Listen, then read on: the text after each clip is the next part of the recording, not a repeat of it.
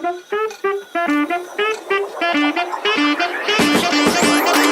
what again? Say what again? What's in the box?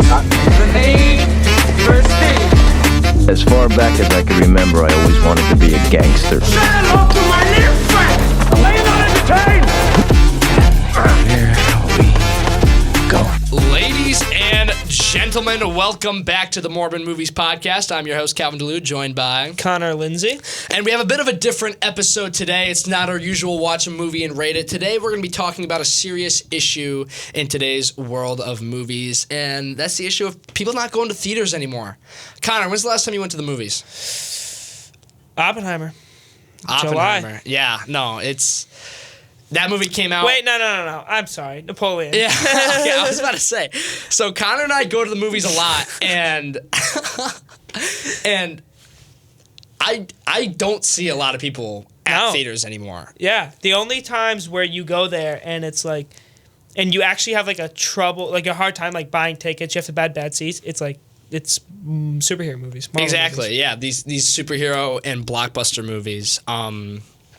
Just movies that are extremely marketed and have the money to like put themselves out there. Like you see how much Marvel puts attention to detail in their advertisements. Yeah, when you get to the theaters, all those cardboard cutouts and all of the cardboard cutouts, those are all the blockbusters. And then they also have the posters all around. Yeah, no. And also just the trailers themselves. They're paying for like extremely catchy songs that are well loved. Yep. Like you saw in the Ant-Man and the Wasp trailer, they have Goodbye Yellow Brick Road, and people, people like that song. Sweet Child of Mine and Thor. Exactly. So Seven Nation Army and Kung Fu Panda 4. Kung Fu Panda 4, yeah. So there are just so many like big superhero movies that are kind of taking over theaters. And other than that, people aren't going to see movies. Damien Chazelle, the director of La La Land. I know you've seen La La Land. And also the director of Whiplash. You've seen Whiplash. I have seen Whiplash. Both love Whiplash. He recently came out with a movie titled Babylon. I know a lot of people might not know about that movie, and it's because no one saw it. Yeah. No one really saw it. It lost $17 million, and it kind of became a laughingstock of Hollywood. Even at the Oscars, Jimmy Kimmel was throwing shade during his opening monologue, was throwing shade at Damien Chazelle and Babylon. Same thing with Ari Aster's Beau is Afraid, with Joaquin Phoenix, who is acclaimed actor. Exactly. And even Napoleon, what we just saw on Thanksgiving. That it's with Joaquin Phoenix, who's an extremely well-respected actor, and other than like true real movie fans, like no one's really seeing it. I think like no one's talking about it. People just, the only interactions I've had with people outside of you who've heard or talking about Napoleon was, I heard it got bad reviews. I don't want to go see it. Exactly. Yeah, and I think reviews also have a big part to do with it. People would say, "Oh, it got bad reviews. I'm not going to see it." Yeah. People like growing up, I'd read the plot of a movie with my parents and be like, that sounds great. Yeah. Let's go see that. And if it sucked, not every experience is a good experience. Quentin Tarantino put it in a really good way. He, I think it was Stephen Colbert.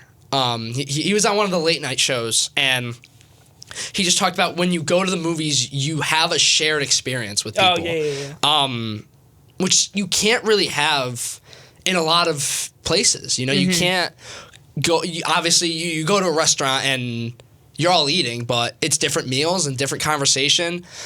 But when you go to a movie, you're all entrapped in the same experience, and you're sitting next to one another. And I have never cried, laughed, smiled, been angry or annoyed more around people I don't know than at the movie theaters, because movies have such this amazing power to show magic and passion in a beautiful form of art. But yeah, I mean, the movie theater is just such an incredible experience. Because you're like all experiencing the same thing. Exactly. It's like you're experiencing together, but like separately together, because it's, movie theater's dark. you're normally not looking at the people next to you for a majority of the movie. I mean, I yeah. would hope not. Yeah. And yeah, you're just all looking at the screen and experiencing the same thing at the same time together. Some of one of my favorite theater experiences was with you, Connor, and that was seeing Morbius. Which is what we named our podcast after, the Morbid Movies podcast. A movie that was just so bad, people just memed the heck out of it. And there are just so many stupidly hilarious moments that you're only enjoying watching that movie in a theater. Yeah. You're not enjoying it if you turn it on exactly, at because home. it's you and a bunch of other people who are there to just make fun of it. Yeah. And it was really, really just fun. Like we went and like everyone in the front row gave a standing ovation. Yeah. We were all like the theater was pretty loud. Yeah. We were talking through the movie. Everyone laughing was there through for the same reason. No one was there to be like, oh, Jared Leto. Morbius Jared Leto, great performance. actor. This is a peak cinema right no, now. everyone was like, dude, Yeah. Morbius is terrible. Let's go watch it. Like, how fun would that be? So that theater experience is great, and that's just one reason I feel like people should go to theaters. But the problem is, like movies like that and those blockbusters like the Marvel movies are really the only thing people are seeing. Yeah. You know? Yeah. And it's hard to make a good comedy anymore. If you want to make a comedy, it's really just a sitcom or sketch show. I don't even know what the most recent comedy movie like that came out. I don't even know what it would have been. If you look at the Golden Globe nominations, like one of the nominated movies was Air. And That's not a comedy. Air's not a comedy. Like, Every obviously, movie has funny yeah, moments. exactly. Like, Napoleon had funny moments. It's not a comedy. Exactly. So their definition of comedy like has kind of gotten like loose because you can't make comedies anymore because they just flop. Yeah. You know? Same with romances. Not a lot of like great romance movies anymore because they just flop.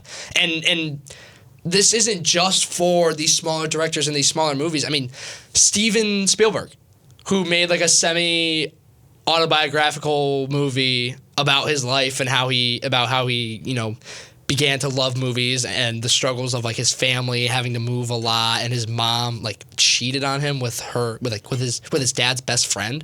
His mom cheated on him? On his dad. Oh, No. okay. Yeah.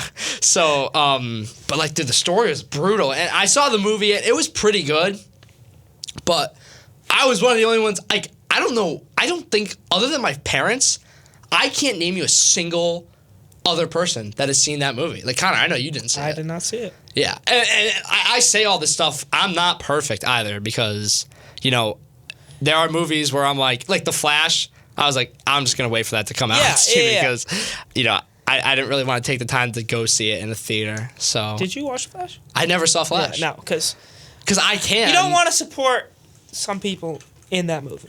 Quite frankly. Yeah, and that kind of ties into another big reason for this downward spiral of the current film industry, and that's streaming services. Yeah. Like, I don't feel the pressure to watch this movie because I can watch it whenever I want because it's on Max. Yeah. All I have to do is I can just, oh yeah, all right, I'm ready to watch it, and I watch it at my fingertips. And like that sense of urgency and need to see a movie is kind of lost now because you can just watch it whenever you want. Yeah, like I saw it's there's an episode, and I think it's Seinfeld, where they're talking about they want to go see this movie, and they're like, it's only going to be playing for the next 3 days, and we won't be able to see it after that. That is just not it. It's like, you can go watch the movie in theaters, or you could wait a month, and it will be on one of the 1,000 streaming services that pretty much everyone has access to nowadays. And month is kind of an undervaluing, like, how quickly some of these movies get into streaming, onto streaming services. Like, I know David Fincher's new movie, The Killer. Yeah, was not in theaters at all. Yeah, I was trying to find. I mean, like, obviously it had its like premieres and stuff in LA. Yeah, but other than that, like, I tried to see it in theaters. I couldn't. I had to watch it on Netflix because it was only on Netflix. And these great filmmakers are being forced to take their movies straight to streaming services, or else. That's what I was surprised about. I'm like, David Fincher is. I mean, I'm not saying like bad like not as known directors should be given less of a priority, but I'm saying David Fincher has directed some of the most some and really he great should be given movies. priority. And recently, Social Network, that wasn't that long ago, Yeah. right? That and everyone talks about and that Gone movie. Girl, Not not as big of an impact Not as as Social big. Network, but still Yeah, a and, very well respected movie. Seven, right? Seven, yeah, that was early 2000s. If everyone talks about that one, I'm surprised. And the killer, what's the Michael Fassbender? He's a pretty big named actor, and just straight to Netflix. It's surprising. Well, going back to my superhero point, it's not just people are only seeing to see the superhero movies. They won't see actors in other movies because they only see them as the superhero that they portray. Yeah.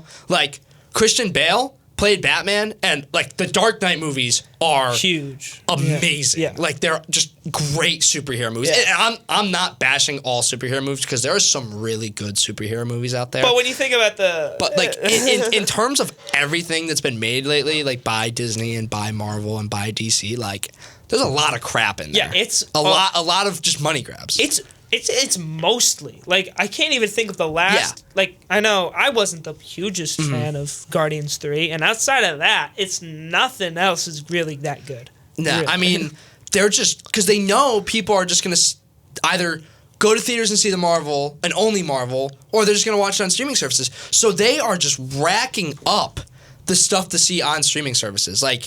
They are producing just a bunch of garbage, like shows that just don't need to be made. And even Bob Iger's come out and yeah, we have been producing a lot of crap lately, and we can't really be doing that.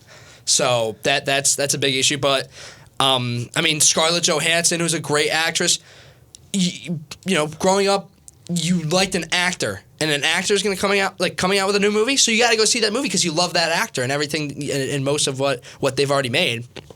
But now, unless they're playing Black Widow, unless Scarlett Johansson's playing Black Widow or Chris Evans is playing Captain America, who cares? And then when Black Widow came out, this kind of connects to the pandemic, right? She had, I don't think it was a lawsuit, but she had it was a big lawsuit. She sued Marvel because, I mean, it's a pandemic, so I mean, they couldn't go to theaters, but it was just released on streaming services, and they could have delayed the movie. I guess they could have. Yeah. But actors do not make the money that you could make from the theaters, and what they should be making from the theaters, actors just can't make that money from streaming services. Exactly, and that's one of the big issues and one of the big reasons why that strike just happened, the SAG-AFTRA strike, because of residual pay. Yeah. And the fact that they just weren't getting any of it. And so there is a bright side to the strikes. Obviously, Hollywood was shut down for months. The Writers Guild strike was going on at the same time. So, I mean, things weren't being made for 6 months. Mm-hmm. There was just no new content coming out and no new film or TV. And now there's a bunch of delays because of that. But... And that hurts. That hurts everything as well. Just pushing everything further back. People could lose interest. Everything like that. It's not good. I mean, as big movie fans, Connor and I, when we hear something gets delayed, we are not happy about that. Like the Spider-Man, the new animated Spider-Man movie. Across the Spider-Verse, everyone there most likely pulled out their phone and looked up when is Beyond the Spider-Verse coming out. It was supposed to come out. Cliffhanger. It was supposed to come out 2024, right? Yep. It's not coming out 2024, right? It's not. It's it's just so annoying. Yeah, it is. Why? It really is. I don't really love Stranger Things that much. But a massive population of the world loves Stranger Things. All you have to do is go on TikTok and type Stranger Things, and you will just see so much support and so much content that fans are making around Stranger Things. It's a huge show. Yeah. And when did the last season come out? 2021? I think that's when last season came out. And then they were going to wait a while anyway. Then it got delayed even more, And the show's delayed indefinitely right now. Yeah. We still don't know. I know they just started production, but I mean, with a show like that, with a massive 10 episodes a season, an hour and a half each episode. Per show. That's it's one of the most 5 movies. Expensive shows, right? Oh yeah, it's and the kids because the show is basically centered around these kids. They're all grown up now. Yeah, they're grown up. And they've established themselves as stars in Hollywood. Yeah. So that's going to cost even more money. So to afford them. And now they're going to have to recoup all that money, and that Yeah, I mean, it's not good. And like Netflix is making a lot of money on Stranger Things, but they need to spend a lot of money on Stranger Things. They're gonna have to. And we won't even get to see it because it's delayed right now. So a lot of big industries and movie studios are losing money right now because of these delays. That's with the cost of the movie. That's another big problem. It's like, how much did Whiplash cost? Didn't Whiplash cost? Whiplash cost nothing? Like $3.3 million. That's nothing to make a movie. Like, that's not a lot at all. And like the Marvels, the most recent Marvel movie that came out, cost $200 million. Now, I understand Whiplash is not a big CGI movie, but it almost feels like movies, like studios, think that they need to have a massive budget to make a big movie. I agree. It's just not. It's not it. No, you can definitely get away with not spending $200 million on just a bunch of special effects. I think a great example is what's going on with Godzilla and Godzilla -1. Oh yeah, dude. Because the Godzilla and Kong Monarch. That whole universe. I think it's called, the new one's coming out, Monarch. Literally no one cares about that movie because Godzilla -1 came out, and I haven't seen it. I really want to though, but I haven't seen it. All the reviews I'm seeing are just a great movie. It's like it's great to see a monster movie, like one of these big fictitious fantasy sci-fi movies that just is centered around characters. Yeah. And they're like, yes, that has the big CGI monster, of course. But it's not just a bunch of CGI visual effects garbage. Yeah, exactly. They really like the story around it. And Godzilla -1 still probably costs a lot just because of what they had to do. It's Godzilla, so like the licensing aspect of it and the But effects, I guarantee you the Godzilla Kong movie costs way more and is going to be way worse. So I think that's like a tell that people are now. There was probably a point where, like probably in the early 2010s, where a lot of people were starting to turn way more towards just the Marvel movies. They just want to see the like big CGI things. But I think it's starting to turn back when people have realized how far it's escalated, and they just want to see the good stories now, which I think would be good. I think because of Marvel creating like their content hasn't been that amazing. I think this is a really good time for movies to kind of start turning it around and push more of their narrative films because, like you said,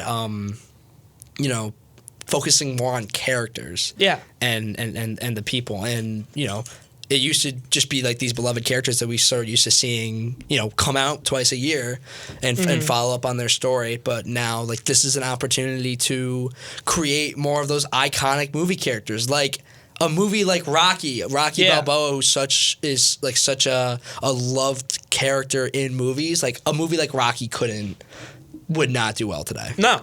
And Creed, people wouldn't know about it. Yeah. People wouldn't go. A small movie about some boxer. Like no one cares. Yeah. And like the Creed movies are in the same Rocky universe. They did well, but it's because Rocky established itself. That's because Rocky, or everyone already knows about Rocky. Yeah. So it's these big name sequels and these like building off of past franchises and remakes and stuff like that, who are doing so well. But you just can't make original stories anymore. No one cares enough about them. Like you have to like make them invested in the movie before you get them to come to the theater, and just a lot of people aren't. Yeah, they just don't care. They're just like, I have never heard of a movie called Beau is Afraid before, and I am not going to go see it. Like, exactly. That's basically the attitude that's going on. So. Yeah, so I mean, obviously, like people will see like horror movies. Yeah, like horror movies are always going to be a staple because that's just one of those like, oh yeah, get together with friends and have fun seeing it. So horror movies will always do well. And what a lot of filmmakers actually do is they will start off by making a horror movie. Yeah. And low budget horror movie, because it's not hard to make a good low budget horror movie. Jordan Peele. Yeah, I mean Jordan Peele's made 3 like really solid horror movies. Yeah. But like if you look at the creator of X and Pearl, I mean, 2 movies that are like super low budget horrors, and they're making hundreds of millions of dollars. Smile, like Megan, the Megan movie with the AI, like that movie could not have costed a lot to make. No. And it reeled in so much cash. Yeah. So like horror from movies a movie that wasn't that good. Yeah. Like. So, but this is when more of the like film lover of Connor and I like come out when like the movies that are coming out today and aren't getting like that are like getting respect like suck. Like these kind of suck. Yeah. Like. Yeah, they're just not good. Like, I mean, we've watched a lot of like narrative films. Yeah. Like, because for lack of a better word, narrative. Yeah. You know, not the superhero, not the horror, just like dramas. Yeah. You know, and a lot of our favorite movies are not the massive blockbuster ones. Exactly. Except, well, I mean, my favorite movie is. But I mean, outside of that, it's not. Like, yeah, I mean, we both love Reservoir Dogs, Quentin Reservoir Tarantino's Dogs, first movie. that no can't one have else cost knows a lot. Reservoir Dogs. Yeah. Cost $1 million to make. Yeah. And very good. Whiplash. Because it had a great script, it had great characters. Whiplash, great script, great characters, great plot. Like Usual Suspects, that's another one that can have cost a lot of money to make. You don't need to spend a gazillion dollars to make a good movie, but today in today's world, you do. Another if you trend want it to get attention. Another trend that I think kind of is also contributing to this big problem is the length of movies. Yes, the movies that are coming out are minimum 2 hours. That is kind of Hollywood's fault. Yeah, you know, like it's just not. Yeah, like when we saw Napoleon. Yeah, I liked the movie. But I really feel it did not have to be 3 hours long. Yeah, like I agree. I'm not saying it had to have been like 100 minutes. But you know, these big name directors who have already established themselves, like Ridley Scott and Martin Scorsese, like they're like, oh yeah, I'm Martin. I can do what I want. I'm Martin freaking Scorsese. I'm gonna make a 3-hour movie about the Native American tribes that were just like brutally discriminated in. I don't remember, Oklahoma or something like that. But yeah, so, you're like... Yeah, it's like, it's just... How long was that movie? It was 3 hours. So these directors just think they can make, 3-hour... And I was talking to Mr. Smith about this, and he's saying it's just like an old man telling a story. Like, he thinks that he can ramble on and go into extreme detail when, the earlier movies aren't 3 hours. Yeah, they're hour not. and a half, 2 hours. I Occasionally love movies 2.5. like that. It's nice. I agree. It's quick. You watch the story, you enjoy the story, and you will never, unless it's a bad movie, but you'll never find yourself in the midst of like 100 to 110 minute movie just being like, oh, this is so boring. This scene is so boring. Like, it's never like that because they like, just don't have that time unless it's a bad movie. But like if there's like a 2.5 hour movie, I guarantee you there's scenes thrown in there where you're just like, this is so, I don't want this. Yeah, like, and obviously there are some movies that need to be 2.5 and 3 hours. Like Wolf of Wall Street, 3 hour long movie. Not a single there's scene not in a that single movie I would scene. take That out. scene is on to the next. Like each scene, It's quick. Yeah, quickly. like you can't. So you can get away with making a 3 hour movie if it's needed, but now every single movie that's coming out is 3 hours, and I feel like that's a big turnoff to people. Yeah, like in the time thing, back to the theaters, like if you wanted to go watch the new big movie, maybe not a lot of people have with the getting there, getting back, previews and everything. It's pretty much like a 4 hour outing if you're watching a 3 hour movie. It's like not a lot of people have 4 hours to kill. Yeah, like on a regular, like definitely not on a weeknight. Like if you want to go watch a 3 hour movie after you finish school or finish work, that ain't happening. And on the weekend, if you really want to spend that time, when you could have the alternative of watching in your house in a little bit, pretty much everyone's going to take the latter option. Which is kind of the problem. Yeah. So, they're missing out on ways to get their name out there because they're just going to wait for it to come out on services. And there are movies out there, these smaller movies that are getting into theaters. I know The Holdovers just came out. Yeah. One of those like hour and a half, hour 45 movies that people are like critics are talking great about.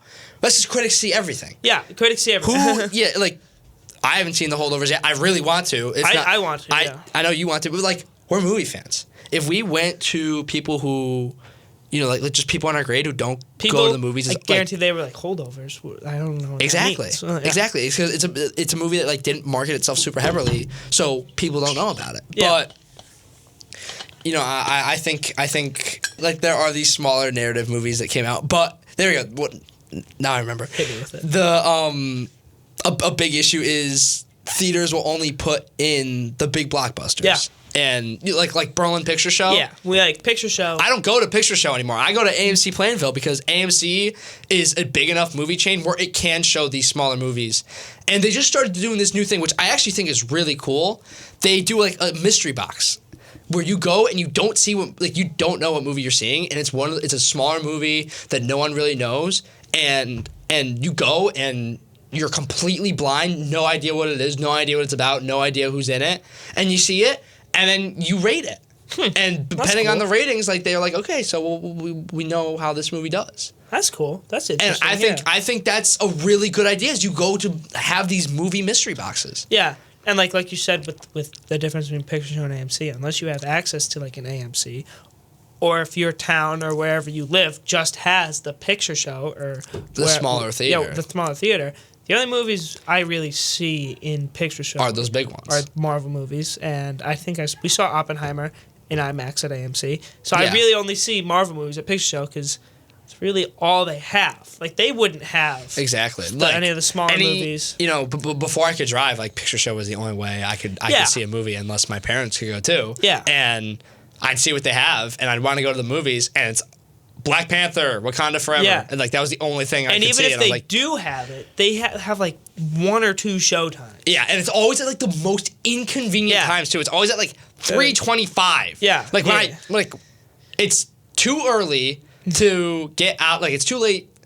I don't know. Yeah, like 10:45 on a weekday. Yeah, that exactly. ain't working, Chieftain. Like I'm gonna need like a 5 o'clock showing. Exactly. So it's harder, and we can't drive, so we go to Plainville. And Plainville's close enough, but yeah, that makes it annoying and difficult to really consume the movies you want to see. Yeah, no, I agree. It's a problem.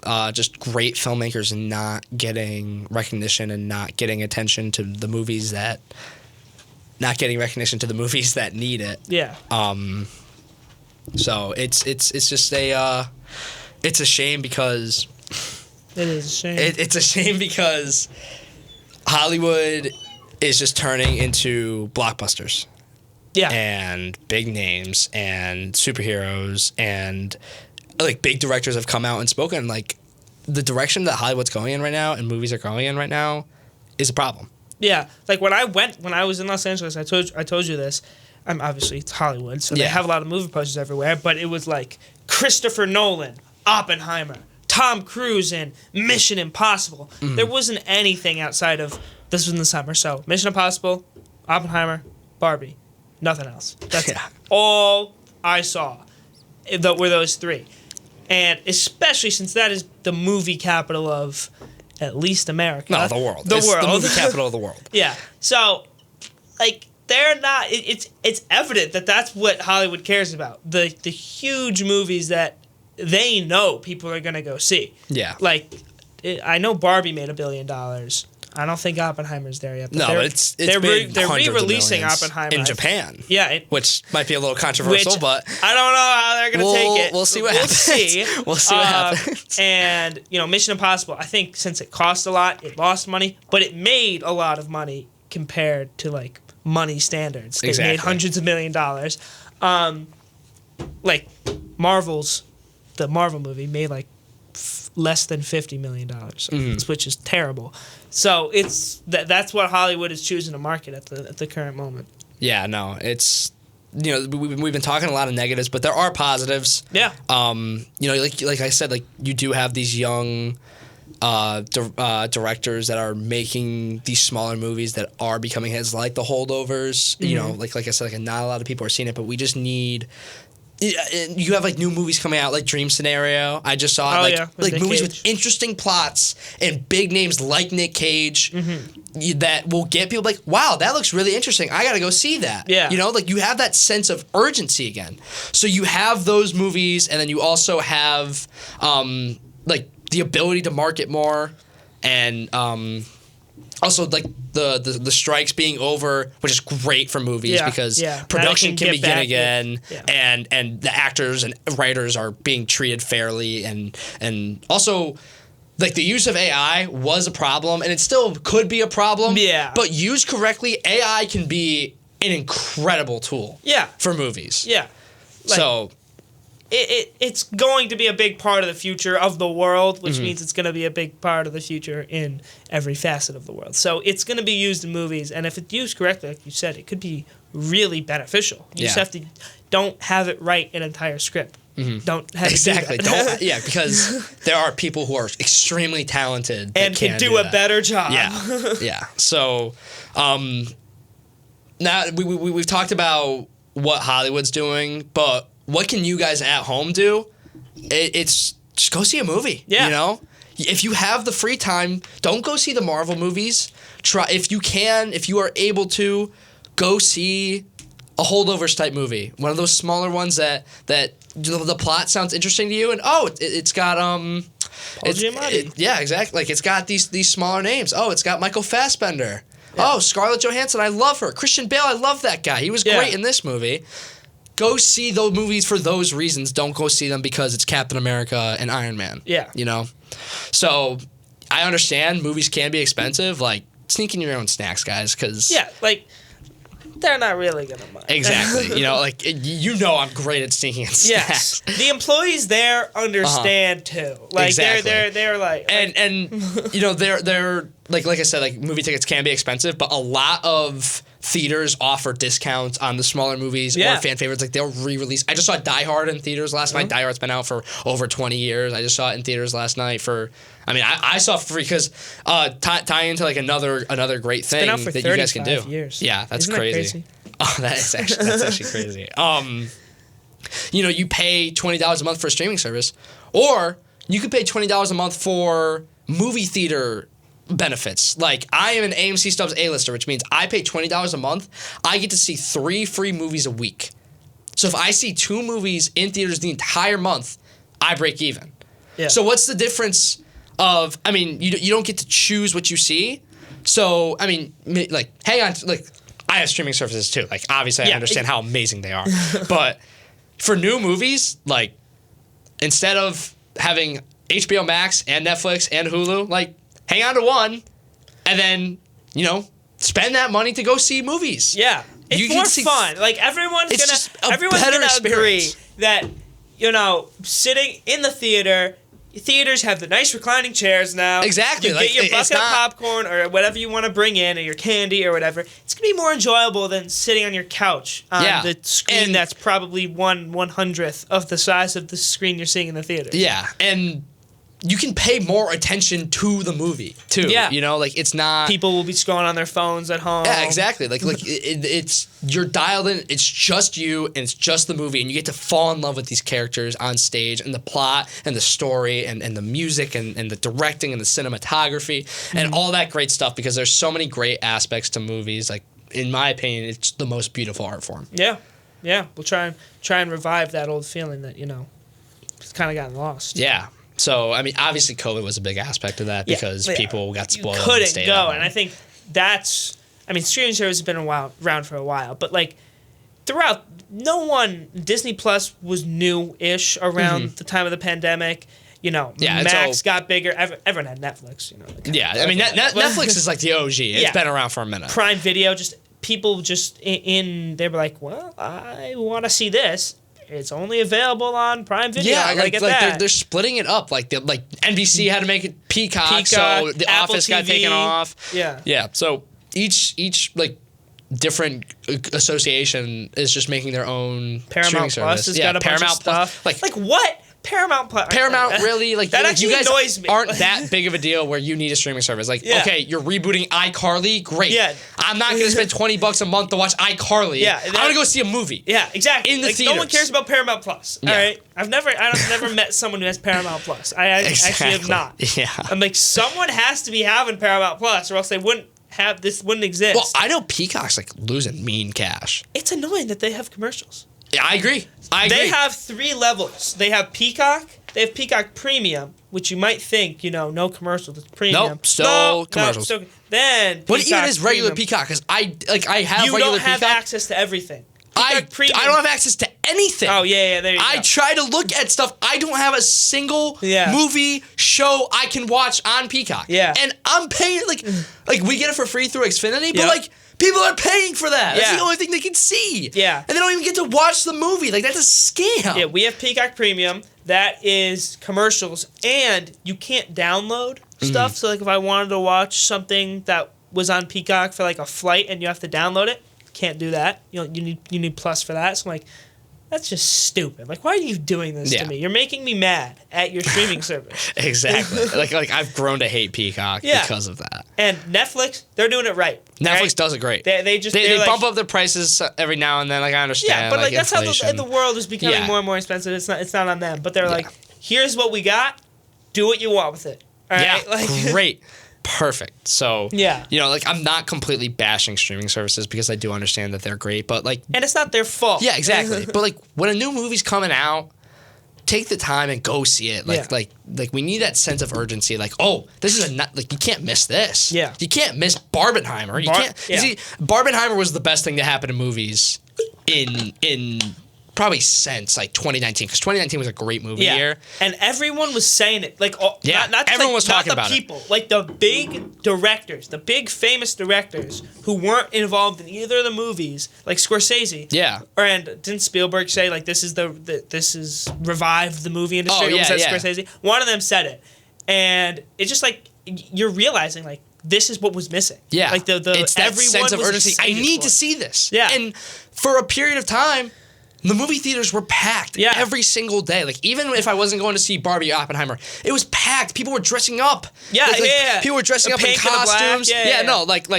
I know people would like dress up for Oppenheimer to see Barbie and dress up for Barbie to see Oppenheimer, like stuff like that. Like, if you I bought wanted a to- shirt Yeah. for Barbenheimer. Like, I went online and I found a specific Barbenheimer shirt with Oppenheimer's face on it. And if like you wanted to if released on a Thursday, if you wanted to go see it on Sunday, and it was Sunday, you're like, I want to go see Oppenheimer. It would have been hard to buy a ticket. Yeah, because it was packed. There was demand. Yeah. So there's no demand for movies You anymore. have to plan it out. It's like an event when something big like this comes out, and it's more enjoyable. That's how it should be. I agree. It should be.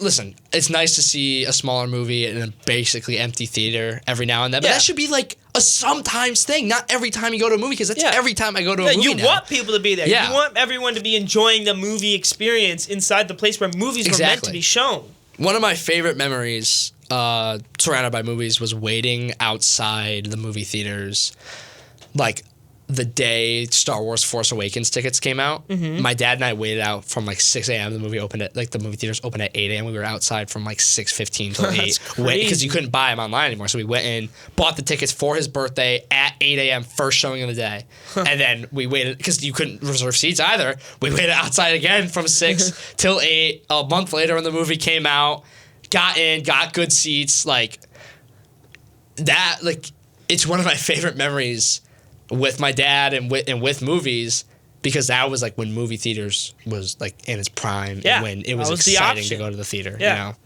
So we talked about what you could do. What are we doing, Connor? We're doing this podcast. We're doing the podcast. And we're promoting these movies, and we're telling you to get out there and see them, and keeping the love for cinema alive in our generation. Bring it back. So Connor, do you have anything you'd like to add? No, got nothing. I think we covered everything. Covered all bases. But Tune in tomorrow. Tomorrow we have our third episode of the year of the new wave, the new school year. Hopefully, me, Calvin, and Ryan Matan will be all able to three be in of us. attendance for the first time. But yeah, thanks for checking in, folks. I'm Calvin DeLude. That was Connor Lindsay, and we will see you next time on the Morbid Movies Podcast. Let's save cinema, folks.